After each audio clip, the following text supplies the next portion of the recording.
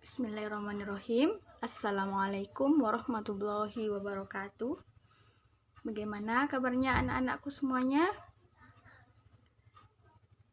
Masih dalam keadaan semangat ya? Semangat, walaupun kita belajar dari rumah kita harus semangat.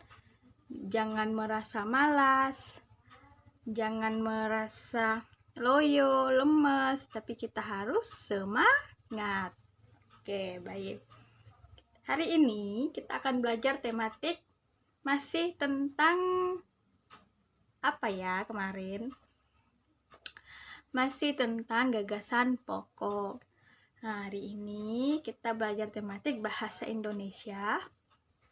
Semuanya jangan lupa sebelum belajar membaca doa. Mari sama-sama sebelum belajar kita membaca basmalah.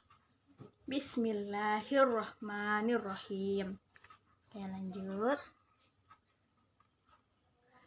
Masih ingatkah dengan materi gagasan pokok? Antum masih ingat nggak pelajaran minggu lalu? Nah, pelajaran kita tentang gagasan pokok, gagasan pendukung, kalimat utama, dan kalimat penjelas.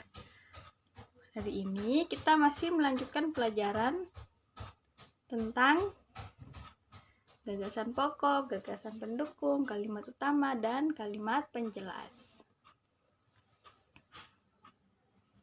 Selanjutnya, kita mempelajari tentang peta pikiran dalam suatu bacaan.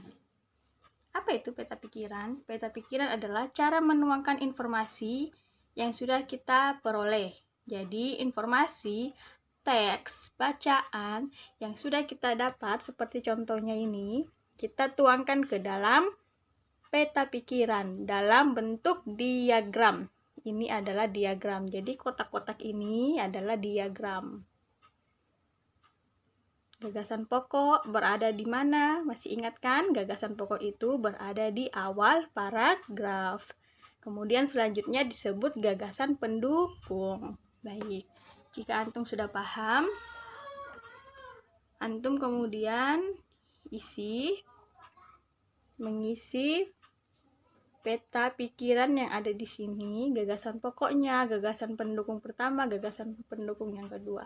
Tapi ingat nomor 1, apa yang dibahas pada paragraf di atas, apa yang dibahas pada paragraf di sini, kemudian lanjutkan.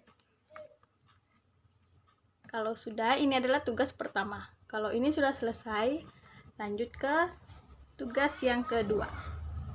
Menentukan gagasan pokok dan gagasan pendukung dengan membaca dalam hati.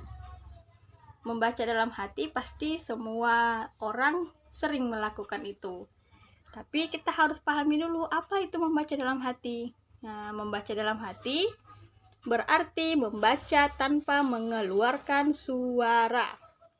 Membaca dalam hati adalah kegiatan membaca dengan seksama yang bertujuan untuk memahami dan mengerti isi dari teks yang dibaca. Jika ini sudah dibaca, silahkan kerjakan. Ayo berlatih yang kedua.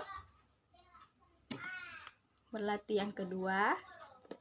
Nomor 1, apa yang antum ketahui tentang membaca dalam hati?